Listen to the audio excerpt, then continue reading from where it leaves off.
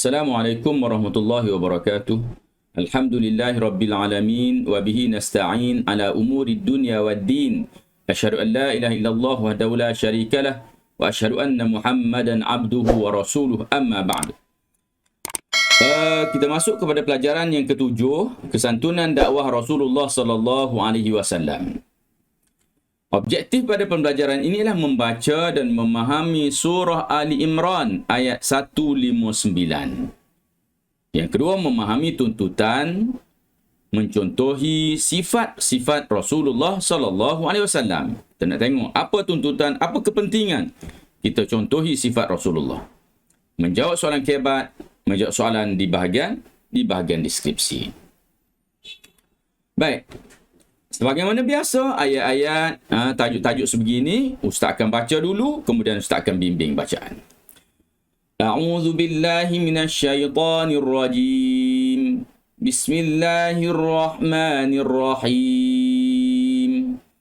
Fabima rahmatin minallahi linta lahum ولو كنت فظا غليظ القلب لانفضوا من حولك فاعف عنهم واستغفر لهم وشاورهم في الأمر فإذا عزمت فتوكل على الله إن الله يحب المتوكلين. Surah Ali Imran ayat 109. Baik, kita lihat satu persatu. Fabima rahmatin, Fabima, jangan panjang baca Fabima, jangan Fabimo. Okey, Fabima rahmatin minallah. Dengung situ sepanjang 2 harakat. Rahmatin minallahi. Linta lahum. Nun mati bertemu dengan tak, dengung dalam keadaan yang nipis. Jangan linta lahum. Okey. Walau kunta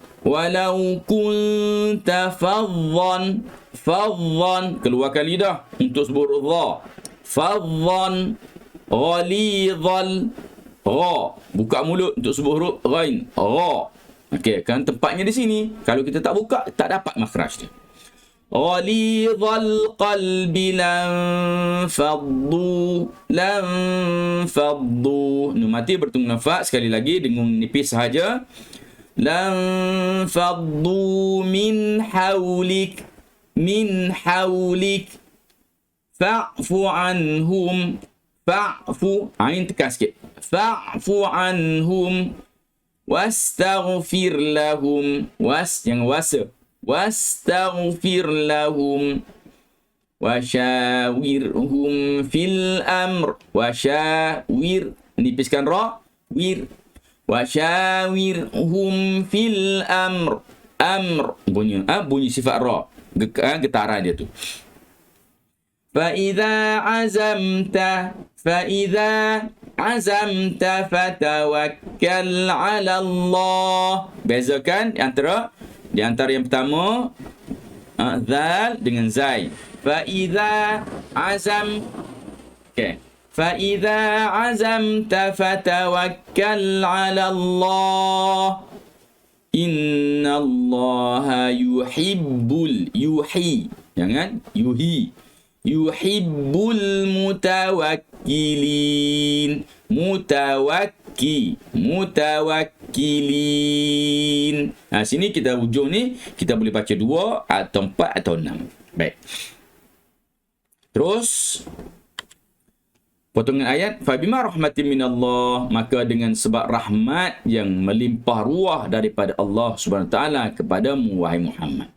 Fabima rahmatin minallah, maka dengan sebab rahmat daripada Allah, iaitu rahmat yang diturunkan oleh Allah kepada Nabi kita Muhammad, maka apa jadi? Linta lahum, engkau bersifat lemah lembut kepada mereka, iaitu pada para sahabat dan pengikutmu. Walau kunta faddan ghalidhal qalbi, dan kalaulah engkau bersikap kasar dan keras hati. Kalau engkau kasar, wahai Muhammad, engkau keras hati, apa jadi? Lam faddu min haulik, tentulah mereka lari dari kelilingmu. Mereka tak akan dekat dengan kamu kalau kamu kasar. Fa'fu anhum, maafkanlah mereka. Wastaghfir lahum, ampunkanlah ataupun mohonlah keampunan kepada mereka. Okey. Wasyawirhum, kemudian terus wasyawirhum, dan bermesyuaratlah dengan mereka. Fil amr, dalam urusan-urusan. Apa dia urusan? Perang, keduniaan, apa-apa saja, bermesyuaratlah dengan mereka. Fa idza azamta fatawakkal 'ala Allah, dan apabila engkau telah berazam sesudah bermesyuarat, maka bertawakallah kepada Allah. Kita pun begitu. Bila kita dah mesyuarat, dapat keputusan mesyuarat, tawakal kepada Allah Subhanahu wa taala.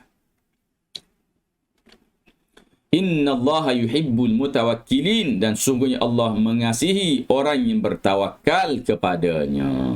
Inna Allah, sesungguhnya Allah yuhibbu, dia suka, al mutawakkilin, orang-orang yang bertawakal.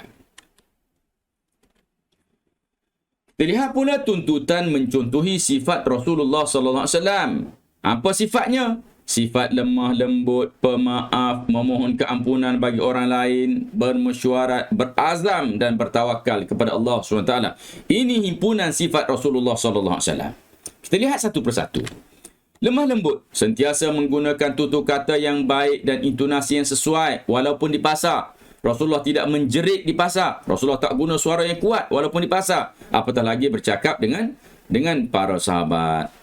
Okey, jadi Rasulullah bersifat lemah lembut, membalas kejahatan dengan kebaikan. Rasulullah kalau ada orang buat jahat, maka Rasulullah balas dengan kebaikan. Buat jahat pada siapa? Buat jahat pada diri Rasulullah. Maka Rasulullah berlemah lembut. Tapi kalau ada orang buat jahat dengan Islam, buat jahat dengan Islam tak boleh. Rasulullah akan bertindak tegas jika ada perkara yang dilakukan, perkara yang buruk yang dilakukan kepada agama atau kepada masyarakat. Ya, Rasulullah lemah lembut tu jika kesalahan dilakukan pada diri baginda sallallahu alaihi wasallam. Pemaaf, memaafkan perbuatan penduduk Mekah yang pernah mencaci dan menghina baginda. Tengok, Rasulullah memaafkan perbuatan penduduk Mekah yang pernah mencaci, menghina. Tapi kalau ada perkara yang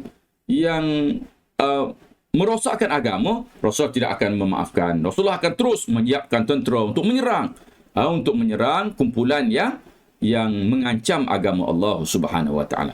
Pemaaf ini juga berkait dengan diri peribadi, kesalahan kepada peribadi, bukan kesalahan kepada organisasi atau kepada agama. Ketiga, memohon keampunan untuk orang lain. Rasulullah sering mendoakan umatnya agar diampuni oleh Allah. Rasulullah doakan kita supaya Allah ampunkan dosa kita. Mendoakan kaum kafir Quraisy yang menyakiti baginda dalam perang Uhud. Tengok, walaupun Rasulullah tu luka-luka dalam perang Uhud, Rasulullah tetap berdoa, Rabbighfir liqaumi fa innahum la ya'lamun. Ya Allah, ampunkan kaum aku, sesungguhnya mereka itu tidak mengetahui. Mereka jahil, mereka tak tahu, sebab tu mereka melawan aku. Itu apa yang digambarkan oleh Rasulullah sallallahu alaihi wasallam.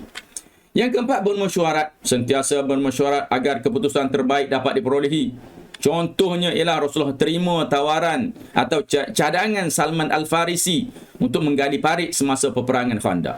Pelajar-pelajar sekalian, gali parit untuk peperangan ini bukan tradisi Arab. Salman Al-Farisi adalah orang dari Parsi, dari Iran. Jadi dia bawa satu perkara cadangan yang orang buat di sana. Walaupun pelik pada masa tu, Rasulullah fikirkan ianya logik, ianya baik, maka Rasulullah terima cadangan daripada Salman Al-Farisi. Ini tengok fungsi mesyuarat yang dilakukan oleh Rasulullah. Walaupun dia ketua, dia Nabi, tapi tetap bermesyuarat, dia dengar pandangan-pandangan. Bagi dia dengar pandangan daripada sahabat-sahabat dan orang bawahannya. Yang kelima, berazam dan bertawakal kepada Allah. Rasulullah bertegas untuk menuju ke medan perang Uhud setelah mesyuarat dengan para sahabat. Rasulullah SAW bila dah lepas mesyuarat, dah buat keputusan nak berperang, maka Rasulullah pun terus membuat persiapan perang untuk pergi menunaikan perang di luar kota Madinah pada ketika itu, yang mana cerita ni berlaku kerana ada sedikit pertentangan di antara para sahabatnya, di antara anggota mesyuaratnya, ada yang nak berperang di luar, ada nak perang di dalam, di dalam tu kota. Maka bila mana Rasulullah dah terima pandangan untuk berperang di luar kota, Rasulullah dah siap, Rasulullah pun terus, kerana ia keputusan mesyuarat. Pengajaran ayat, kita hendaklah bersikap lemah lembut agar dapat menarik orang lain mendekati Islam. Kena tunjulkan peribadi kita yang baik, lemah lembut, orang tengok, orang tertarik. Kita hendaklah memupuk sifat pemaaf agar dapat mengelakkan perpecahan. Memaafkan kesalahan orang pada diri kita. Jika orang buat apa-apa, kita lebih kepada nak memaafkan orang lain. Tapi jangan pula orang curi tabung masjid, kemudian kita kata kita maafkan. Itu tak kena. Kita boleh maafkan, kita boleh lepaskan kalau dia curi harta kita. Tapi kalau dia curi harta masjid, kita kena suruh dia bayar. Kerana itu harta orang ramai. Tak boleh nak maafkan begitu sahaja. Yang ketiga, kita mestilah mengamalkan mesyuarat dalam suatu organisasi agar keputusan terbaik dapat dicapai. Jadi kalau kita ada organisasi, ada kumpulan, kita kena bermesyuarat supaya keputusan yang kita peroleh itu adalah keputusan yang terbaik, keputusan bersama. Soalan keempat, seorang rakan anda selalu menyakiti hati orang sekeliling. Sebagai rakan, apakah tindakan yang akan anda ambil bagi membantu rakan tersebut? Nak bantu macam mana orang suka sakiti orang lain? Cara membantu dia ialah menasihatinya agar bersikap lemah lembut. Kita nak bantu orang yang jahat ni, kena hentikan dia dari kejahatan. Jadi dia ni mulut laser, maka kita nasihatkan dia agar bersikap lemah lembut. Kerana apa? Kerana ia merupakan sifat yang terpuji. Kesannya dia akan disenangi dan disayangi oleh masyarakat.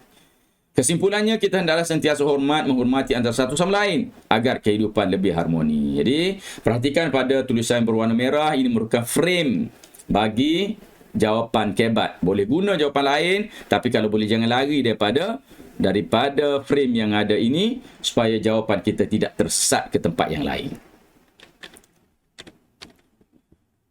Sebagai penutup, sila klik link di bawah deskripsi di bawah video ini untuk menjawab soalan, dan Ustaz sudahi dengan ucapan terima kasih. Aqulu qouli hadza wa astaghfirullahal azim li wa lakum. Wassalamualaikum warahmatullahi wabarakatuh.